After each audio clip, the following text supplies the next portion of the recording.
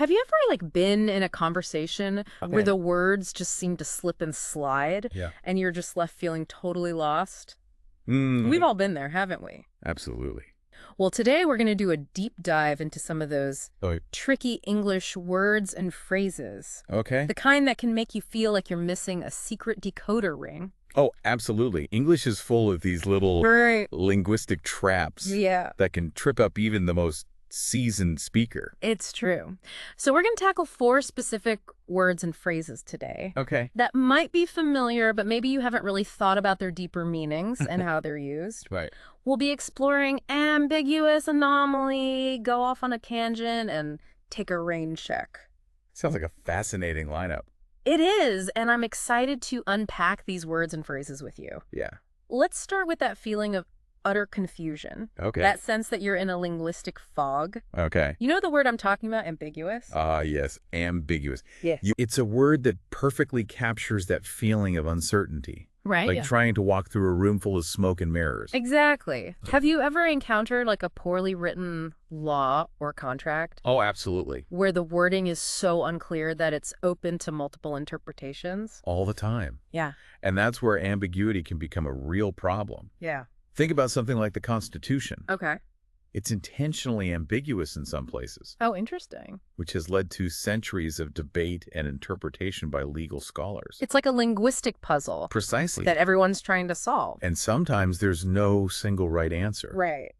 But in everyday communication, ambiguity can lead to misunderstandings Of course. and frustration. For sure. Imagine getting directions that are so ambiguous Right. that you end up completely lost. Nobody wants that. No one wants it. No, Recognizing ambiguity is crucial for effective communication. absolutely. Hmm. It's about understanding that words can have multiple meanings Right. Okay. depending on the context. Okay, so let's move on from the fog of ambiguous to something Yeah. a little more geometric. Okay.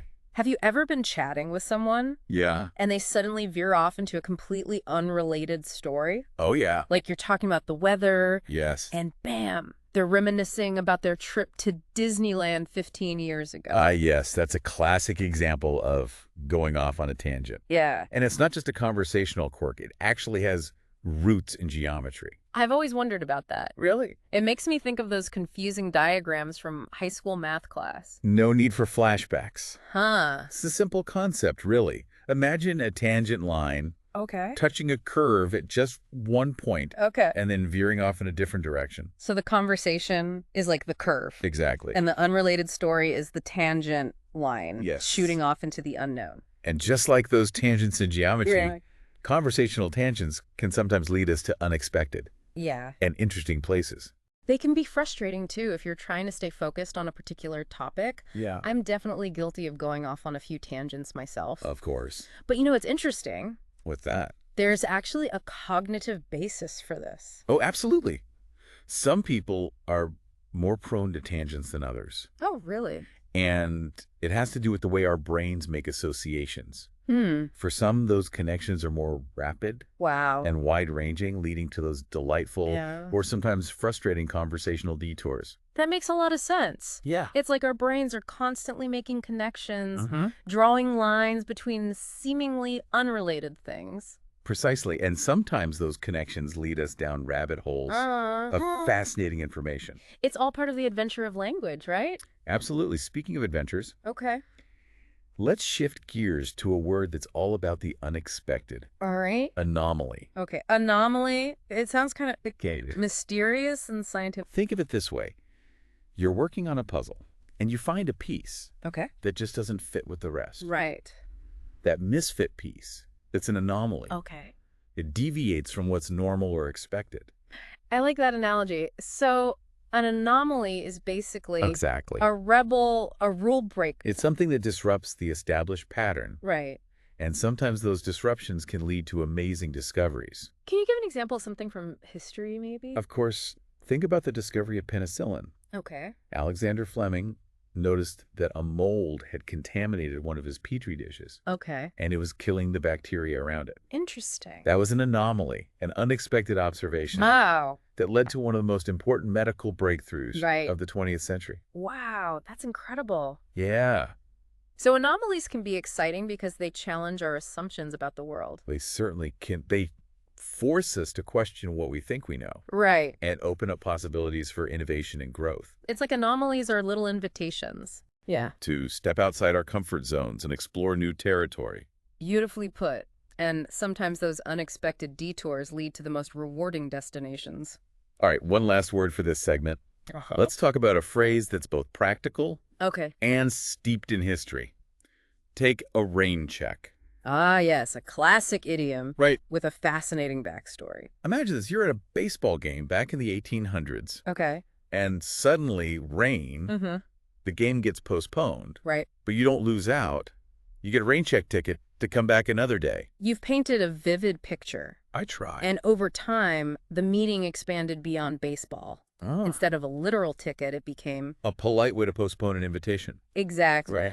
It's a way of saying, I can't do it now, but I'd love to reschedule. I love how language evolves like that, taking a word or phrase from one context and giving it a whole new life in another. It's a testament to the flexibility and creativity of language. Yeah, it really is. And take a rain check is such a versatile phrase. It's a much softer and more friendly way of saying no than just flat out declining.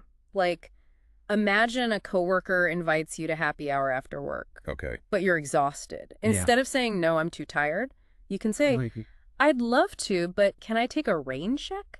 Exactly. It keeps things positive and Yes. open for another time. Precisely. It's all about maintaining social grace Right. and preserving relationships. Take a rain check is definitely going in my everyday vocabulary toolbox. I think you'll find it quite useful.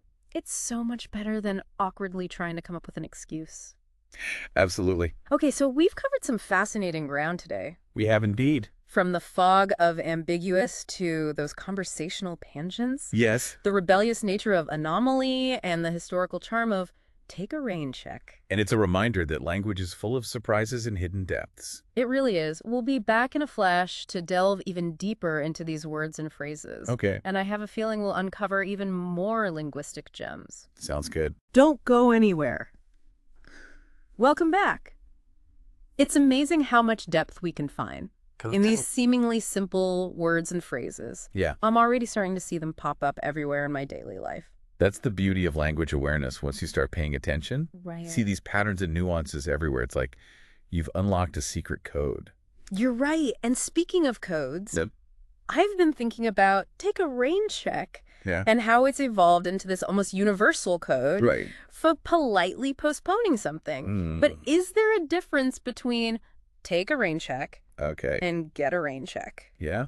I feel like I've heard both. That's a great question. And you have a sharp ear. Oh, There is a subtle difference, okay. even though they're often used interchangeably. Okay. When you say take a rain check, Right. it implies that you're actively choosing to postpone something. Okay. It's your decision. Right.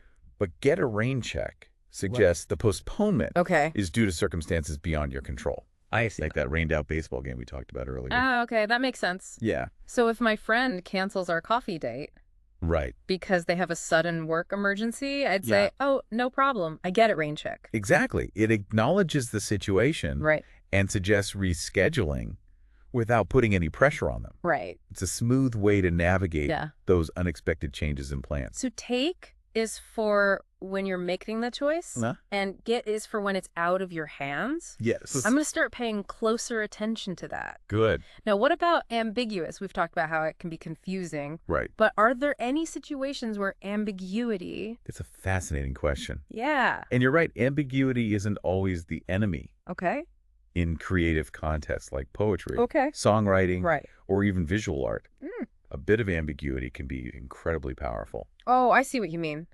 Leaving things open to interpretation can spark the listener Exactly. or the viewer's imagination and draw them into the work more deeply. It creates a sense of mystery Right. and invites the audience to participate in the creative process Yeah. by bringing their own experiences and perspectives to the work. It becomes a conversation between the artist and the audience. Yeah. With ambiguity acting as the bridge between them. I like that. I like that it's like those open-ended movie endings Yes. that leave you thinking about the possibilities long after the credits roll. It's not always about spelling everything out. Right. Sometimes the most evocative art is the kind that leaves room for individual interpretation. This is making me rethink my whole approach to writing. Well, it depends on your goals, of course. Right. Clarity is still crucial in many situations, Yeah. especially when you're trying to communicate information accurately. For sure. But knowing how to use ambiguity